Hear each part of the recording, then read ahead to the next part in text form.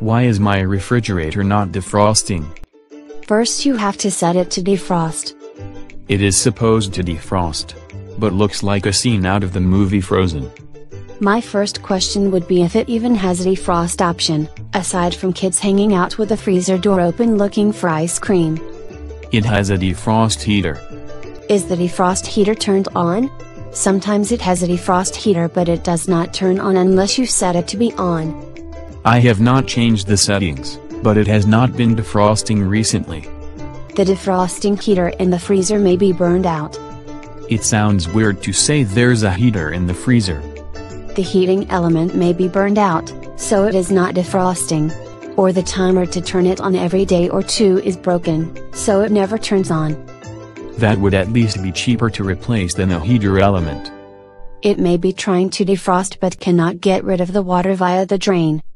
You can try to poke the drain in the back to make sure it can drain instead of melt and refreeze the water.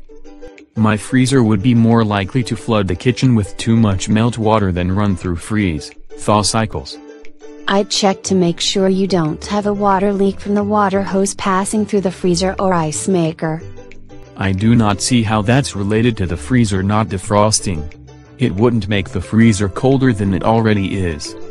No, but the water leak could add more water to freeze after the prior frozen mass has melted. Then it only looks like it does not defrost. Then I'd eventually have melt water overloading the drain pan. A gap in the seal could also let warm humid air in and replenish the frost.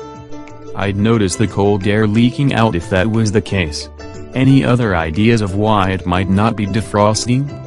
The freezer heater not working because it is not turned on, is not coming on or fails to stay on due to a control board glitch is the most likely cause. Assuming it is not replenished somewhere else. There is the possibility of turning off the ice maker or water to the fridge and see if that prevents it from getting worse.